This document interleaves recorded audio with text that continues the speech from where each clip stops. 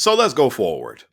Often you will hear me mention my wife, Dr. Halima Leek Francis, as I'm doing commentaries or just about anything that I'm talking about. As a matter of fact, I have a podcast called For Our Edification. Halima rolls with me on the podcast. And I know that there are people who listen and they say to themselves, and I know some of it is cynical, he must really love his wife. Well, first of all, I do. But second of all, I admire her. She's actually not only one of the sweetest people I've ever met, but she's also one of the most positive minded people that I've ever met. And she gets criticized for it. One day, in frustration, Halima told me that she was sitting among a group of people and she was asked her opinion about someone. And she gave her typical positive framing when she mentioned this person. And someone said to her, Halima, you can be honest. And she said, I am.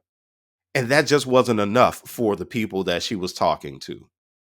Now, if you noticed, I said that she used positive framing and not positive spin.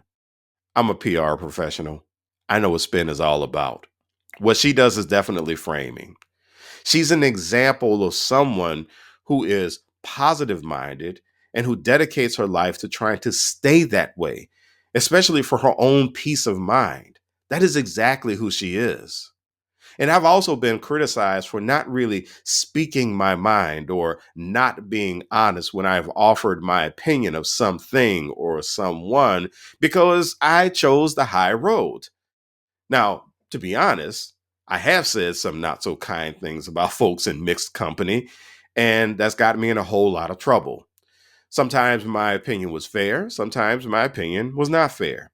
Either way, the reality is that I was being authentic in both cases, but I seemed to get more penalized when I was using positive framing to talk about that thing or that person.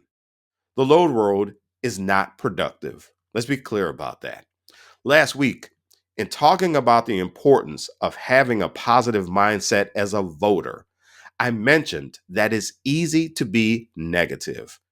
And we live in a society that often celebrates giving in to our base instincts, especially when it comes to negativity.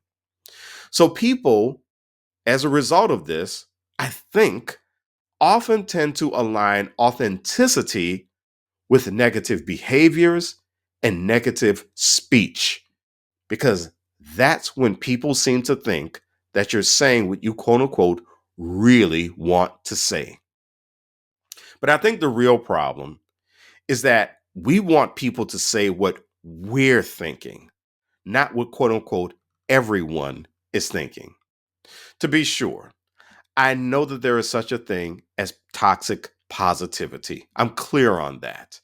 But what I'm talking about here is the assumption that a person who engages in a positive framework simply isn't being themselves. Is it or is it not possible that when someone is being positive, they are being absolutely who they are? But then also, they're making a choice to take the high road because the high road is what they know to be a productive way. Listen, it is not for you to judge whether someone is being authentic or not when they frame their thoughts in positivity. Their approach doesn't have to answer to your fear, to your doubt, or to your cynicism. To paraphrase that Black American poet, Ludacris, just drink some prune juice and let the stuff go. And that's the way forward.